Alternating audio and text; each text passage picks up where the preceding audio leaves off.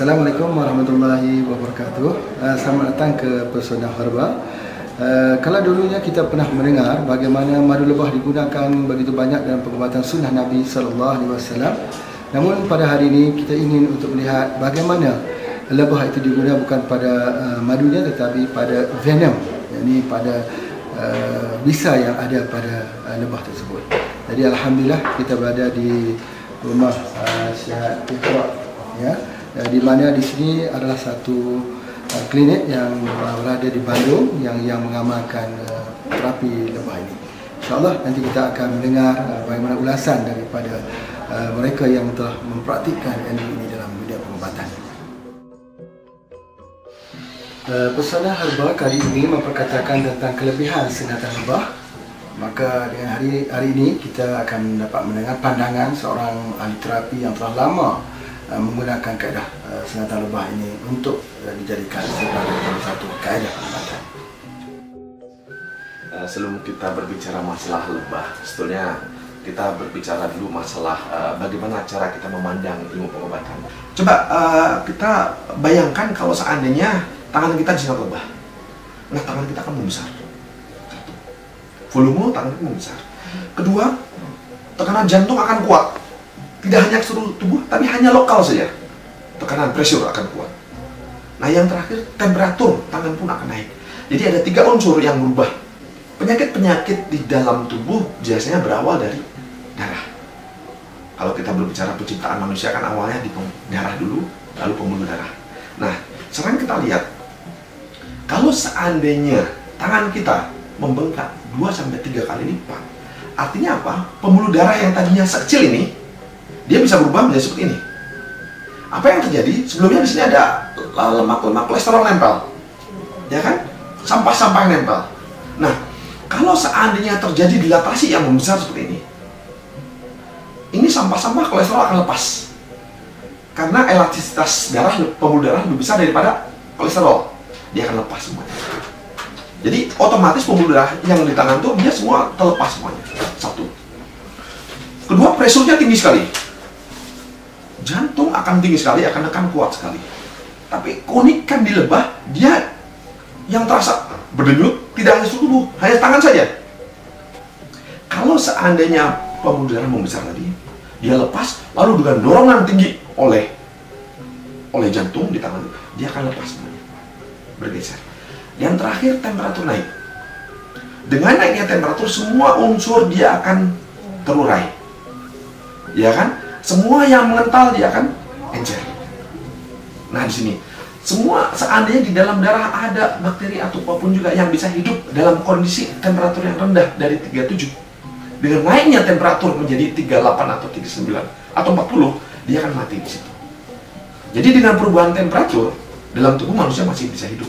Tapi seandainya ada bakteri apapun juga, mereka akan mati dengan naiknya temperatur. Alhamdulillah, itu adalah antara ulasan yang sangat baik yang dapat kita perhatikan bersama-sama. Namun begitu, saya juga pernah melihat di negara-negara Islam, umat Islam di seluruh dunia, di Yaman, ya, di Turki, di Mesir juga, mereka juga menggunakan tutukan lebah ini dalam satu kaedah perawatan. Jadi kita percaya, insyaAllah mari kita lihat bagaimana lebah ini digunakan di dalam menterapikannya, insyaAllah.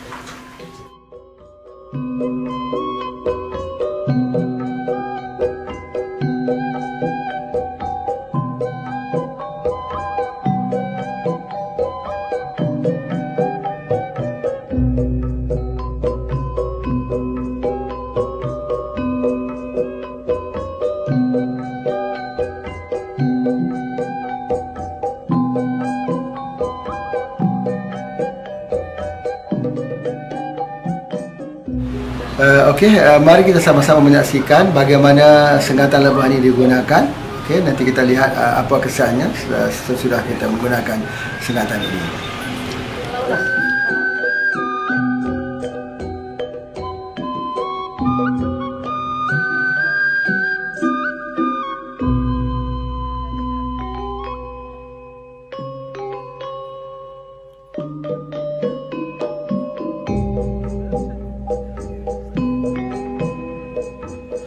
Okey, ini dia punya tusukan yang kita dapat lihat. Sengatan itu ditinggalkan pada kulit dalam berapa lama.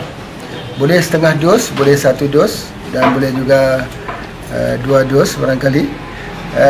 Dan juga dia memang meninggalkan satu kesan kesakitan yang saya kira kesakitan ini agak kuat juga, makin lama makin kuat Dan kita dapat lihat kata di situ ada sikit bentuk bergerak Kalau dapat kita lihat betul dia bergerak dan dia mula masuk terus melalui bisa itu rasa sakit itu menjala ke seluruh di bahagian ini.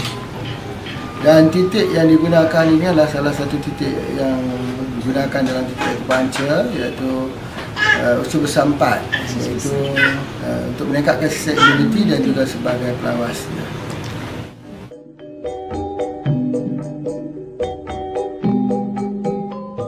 Masalahnya berapa banyakkah tusukan atau sengatan lebah ini boleh digunakan?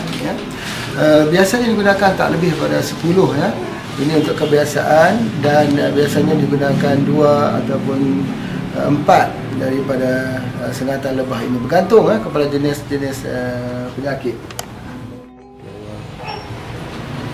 Menurut kita punya pengalaman dalam perawatan ini pernah dicuba pada pesakit gout, iaitu orang yang mengalami masalah isi urik berlebihan dan juga sakit di bahagian tumit. Ada satu kes yang berlaku apabila seorang pesakit tak boleh berjalan selama 1 bulan setelah digunakan sengatan lebah ini. Tidak lebih pada setengah jam dia merasakan hilang di kawasan yang sakit di bahagian tumit. Begitu juga untuk gout, orang yang menunjukkan kemerahan, pembengkakan di bahagian kakinya itu boleh juga kita gunakan dengan perkaran ini. Sebenarnya apa di sebaliknya ialah venom ini dia meningkatkan pengeluaran sel-sel immunity atau sel-sel T, sel B dengan peningkatan daripada suhu badan. Kita tahu bahawa peningkatan 1 darjah suhu badan itu akan mempercepatkan gerakan sistem imun atau sel-sel imun ini, sel-sel darah putih tadi, sel T dan sel B ini ke tempat berlakunya kelemahan pada sesuatu organ. Jadi ini adalah satu pengkaedahan di mana dia meningkatkan sistem imuniti. Saya percaya ini satu kaedah yang digunakan oleh ahli terapi dahulu apabila kita melihatnya dalam sejarah yang digunakan di seluruh dunia. Terapi lebah adalah salah satu jenis metode terapi yang dipergunakan untuk menyelesaikan kasus-kasus penyakit. Salah satu kasus yang paling banyak datang kepada kita menggunakan terapi lebah adalah kasus kanker atau kanker dalam bahasa Indonesia. Di antaranya, kanker yang pernah kita tangani adalah kanker rahim stadium 4. Kemudian mendapat rawatan menggunakan terapi lebah dan juga terapi-terapi jenis lainnya, sehingga di dalam tempo 21 hari kanker tersebut sudah berubah menjadi stadium 1.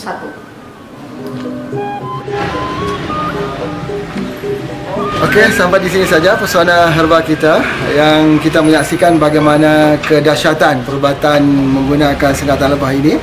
Dan mungkin ada orang bertanya, bilakah perawatan ini bermula? Saya kira kalau kita melihat daripada kajian, kita akan mendapati bahawa sejak daripada Puteri Balqis sampai kepada ketamadunan Mesir dan juga pengobatan-pengobatan di dunia ini telah lama, beribu-ribu tahun telah digunakan. Maka bagi pihak HPA kami mengucapkan selamat maju jaya. Jangan lupa produk halal tanggungjawab bersama Kopi Radik My Setiawan. Assalamualaikum warahmatullahi wabarakatuh.